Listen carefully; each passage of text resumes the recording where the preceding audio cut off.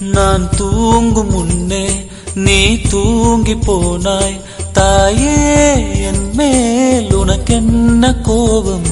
கண்ணான கண்ணே, என் தெய்வ பெண்ணே, கண்ணில் தூசி நீ ஊத வேண்டும்.